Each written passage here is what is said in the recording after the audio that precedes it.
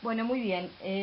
Otro de los pueblos que habitaban la península antes de la llegada de los romanos y del latín, otro de los pueblos eran los tartesios o los turbetanos.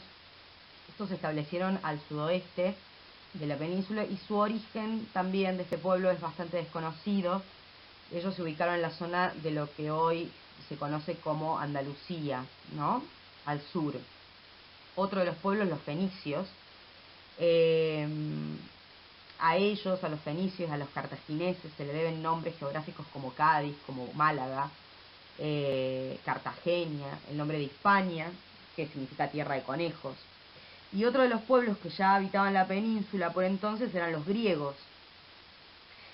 Nosotros tenemos presencia de muchas palabras que devienen del griego. Ya los romanos, que habían invadido a los griegos, ya habían tomado muchos vocablos que venía de la lengua griega. Entonces nos llegan a nosotros muchos, al español llega la incorporación de muchos términos que vienen del griego a través de los latinos que ya los habían incorporado. Eh, por ejemplo, vocablos como bodega, cámara, baño, ancla, escuela, pedagogo, tragedia, comedia, fantasía, música, filosofía, oda, entre muchísimos otros más.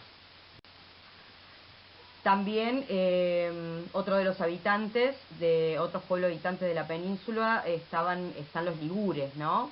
Pueblo que también habitó zonas italianas y dejó en España sufijos característicos como aquellos sufijos como digamos palabras que terminan en asco, osco, usco, ona, etcétera.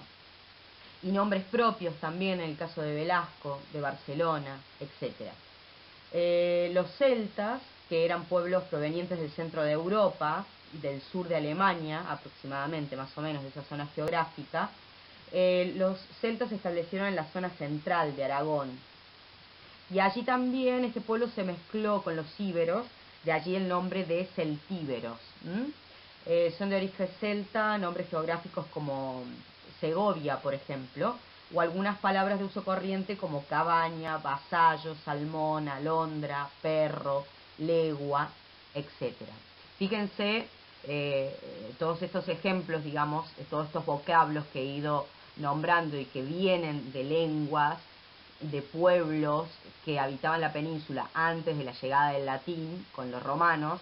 Fíjense cómo han ido dejando sustratos y huellas en nuestra lengua, ¿no? En el español. Bueno, aquí justamente yo lo que les quería mostrar en este mapita para que más o menos ustedes se hagan una idea es lo que en aquel entonces se conocía como península ibérica. Como verán, recién hacia el siglo XVIII ya podemos empezar a hablar de los estados-naciones tales como los conocemos hoy en día, ¿no? En donde estaría la delimitación de Portugal, España, etcétera. Bueno, y allí ustedes tienen más o menos cuál era la posición, digamos, o digamos los, los espacios geográficos que estaban ubicados por estos pueblos que habitaban la península antes de la llegada de los romanos, y con sus respectivas lenguas, como les decía yo, que las lenguas habladas hasta entonces en la península se fue, digamos, mezclando con el latín y bueno, y de hecho han dejado una fuerte presencia en lo que es hoy el español, ¿no?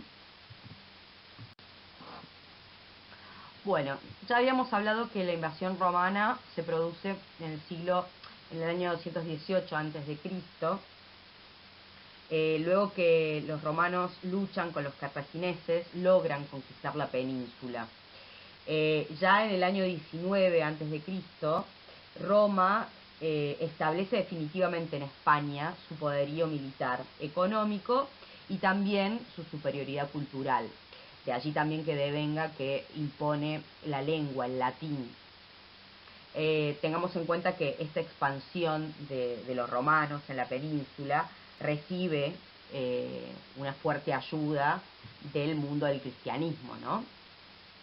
La lengua latina, que es del tronco indoeuropeo, nosotros hemos estado viendo un poco las clasificaciones de las lenguas según, según la clasificación geográfica, por ejemplo. Entonces, el latín es de las lenguas que se conocen como lenguas indoeuropeas.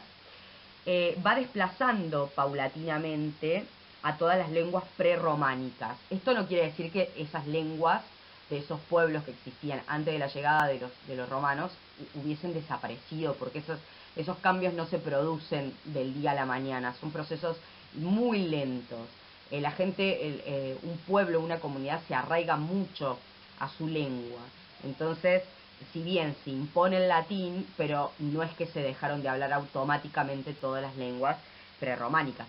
De hecho está, por ejemplo, el caso del euskera y del vasco, que es una lengua que se usa hasta el día de hoy y que no se conocen cuáles son sus orígenes, ¿no es cierto? Imagínense la fuerza identitaria que tiene una lengua para un pueblo.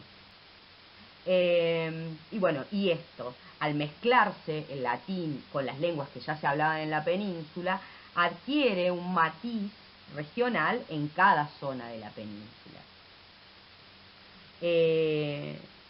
Bueno, anteriormente hablábamos, ¿no?, que en la actualidad nosotros tenemos palabras de origen de lenguas prerrománicas, como baño, como barro, cabaña, cerveza, salmón, carpintero, conejo, perro, lanza, balsa. Bueno, tenemos muchísimos vocablos que vienen de esa mixtura de las lenguas prerrománicas con el latín.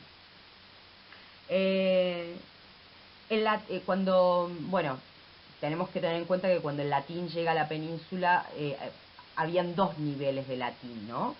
El latín escrito, el latín culto, pero este latín, este nivel de latín o esta variedad de latín era hablado por las élites.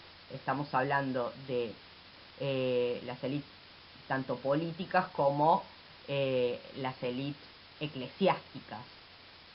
Lo que va a, digamos, a imponerse en la península como lengua va a ser la variedad del latín vulgar, que justamente era el latín usado por soldados y la gente del pueblo, ¿no?